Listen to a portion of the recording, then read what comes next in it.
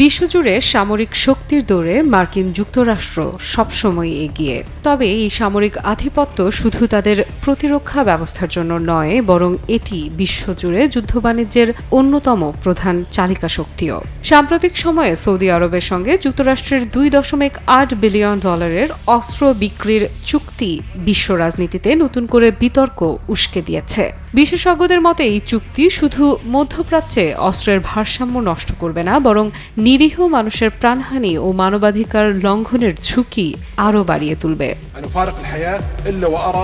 মার্কিন প্রশাসন সবসময়ই তাদের অস্ত্র নির্মাতা প্রতিষ্ঠানগুলোর স্বার্থকে অগ্রাধিকার দেয়, অথচ দেশটি বরাবরই বিশ্বের মানবাধিকার প্রতিষ্ঠার কথা বলে। কিন্তু বাস্তবে তারা শুধুমাত্র নিজেদের স্বার্থের জন্যই এই নীতিকে ব্যবহার করে। সৌদি আরবের সামরিক ব্যয় প্রতিবছর 4.5% হারে বৃদ্ধি পাচ্ছে, যা 2024 সালে $75.8 বিলিয়ন পৌঁছেছে। 2025 সালে এই ব্যয় আরও বেড়ে $78 বিলিয়ন দাঁড়াবে, যা দেশটির মোট বাজেটের 21% এবং জিডিপির 7.1%। যুক্তরাষ্ট্রের জন্য এটি একটি বিশাল ব্যবসার ক্ষেত্র, যেখানে তারা অস্ত্র বিক্রির মাধ্যমে বিপুল মুনাফা অর্জন করে।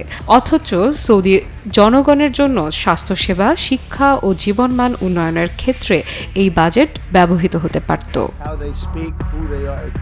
টানা সপ্তমবারের মতো বেস্ট টিস্যু পেপার ব্র্যান্ড হিসেবে স্বীকৃতি পেয়েছে বসুন্ধরা টিস্যু। যুক্তরাষ্ট্র ও তার মিত্ররা অস্ত্র বিক্রি করে মধ্যপ্রাচ্যে যুদ্ধ পরিস্থিতি জিইয়ে রাখছে। সৌদি আরবের মতো দেশগুলোর কাছে অস্ত্র বিক্রির মাধ্যমে তারা ইরান, সিরিয়া ও ইয়েমেনের মতো দেশগুলোর বিরুদ্ধে এক ধরনের চাপ সৃষ্টি করতে চায়। কিন্তু এই প্রতিযোগিতার শিকার হচ্ছে সাধারণ মানুষ।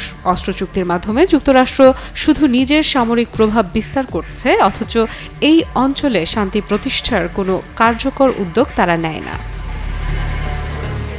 সৌদি আরবের সঙ্গে যুক্তরাষ্ট্রের নতুন এই অস্ত্র চুক্তি মধ্যপ্রাচ্যের যুদ্ধ ও ধ্বংসকে আরও ত্বরান্বিত করবে। মধ্যপ্রাচ্যে শান্তি প্রতিষ্ঠা করতে হলে অস্ত্র বিক্রির এই ব্যবসা বন্ধ করতে হবে। কিন্তু যুক্তরাষ্ট্রের বর্তমান নীতির দিকে তাকালে বোঝা যায় তারা শান্তির নামে আসলে যুদ্ধকেই উৎসাহিত করছে। এখন সময় এসেছে বিশ্ব সম্প্রদায়ের একত্রিত হয়ে এই যুদ্ধ বাণিজ্যের বিরুদ্ধে সোচ্চার হওয়ার। আফ্রিদা ইফরাত, নিউজ 24।